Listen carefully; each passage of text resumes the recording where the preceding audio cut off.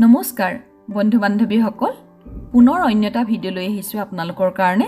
আজি মই দেখুৱাম ইনডোৰ প্লেণ্টবোৰ মই কিদৰে যত্ন লওঁ আৰু ইয়াত কি কিনো সাৰ প্ৰয়োগ কৰোঁ আহকচোন ভিডিঅ'টো প্ৰথমৰ পৰা শেষলৈকে চাই যাওঁ এইখিনি মোৰ ইনডোৰ প্লেণ্ট আৰু এইখিনি মই চিনামাটি পটত ৰোপণ কৰিছোঁ আৰু এইটো স্নেক প্লেণ্ট এইখিনি চক বালি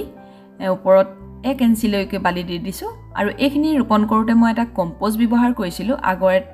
যিবিলাক ভিডিঅ' আছে তাতে পাব আৰু এয়া মোৰ জেড প্লেণ্ট আৰু এয়া মনি প্লেণ্ট পানীতে ৰোপণ কৰিছোঁ এই গোটেইখিনিতে মই কি সাৰ প্ৰয়োগ কৰোঁ আহকচোন চাওঁ আৰু এয়া লিকুইড seaweed fertilizer এই সাৰটোৱে মই ব্যৱহাৰ কৰোঁ ইনডোৰ প্লেণ্টত সদায় লিকুইড সাৰ প্ৰয়োগ কৰিব লিকুইড সাৰ প্ৰয়োগ কৰিলে একো ক্ষতি নহয় আৰু গছজোপা সুন্দৰকৈ থাকিব মই লিকুইড সাৰ প্ৰয়োগ কৰি ভাল ফল পোৱাৰ কাৰণে মোৰ ফালৰ পৰা যিখিনি এক্সপেৰিয়েন্স সেইখিনি আপোনালোকক জনালো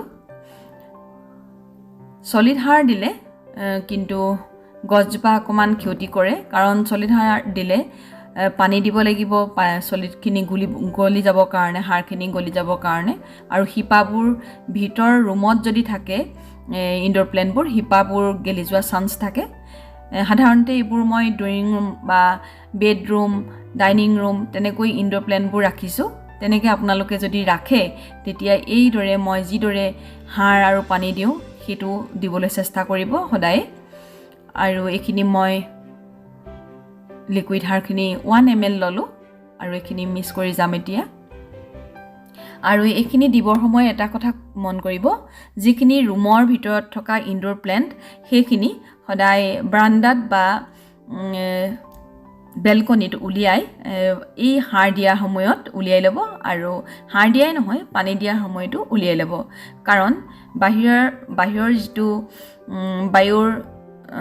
মণ্ডলৰ বতাহ সেইখিনি পালে বেছি ভাল হয় ভিতৰত থাকিলে গাপু হৈ যাব পাৰে এইখিনি এইদৰে দি প্লাই 3-4 ঘণ্টা বাহিৰত এইদৰে ৰাখি যাব বাহিৰত মানে বেলকনি বা ব্ৰাণ্ডাত কিন্তু ৰ'দ পৰা ঠাইত কেতিয়াও নাৰাখিব আৰু এইটো দিওঁতে সদায় এটা মন কৰিব কথা সন্ধিয়া বেছিকৈ নিদিব কিন্তু পুৱা 7টামান বজাত দিলে বেছি ভাল কাম কৰে আৰু ইয়াৰ দিয়াৰ এটা টিপছ আছে এই টিপছটো মই আপোনালোকক দেখুৱাই দিম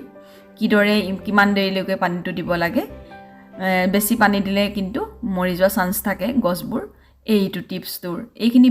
বালিখিনি মই এইদৰে হাতেৰে চুই চাইছোঁ যদি জেকিলে তেতিয়াহ'লে ইমানতে পানী দিয়া বা লিকুইড সাৰ দিয়াটো বন্ধ কৰিব আৰু এইখিনি মই বাহিৰত থকা ইনডোৰ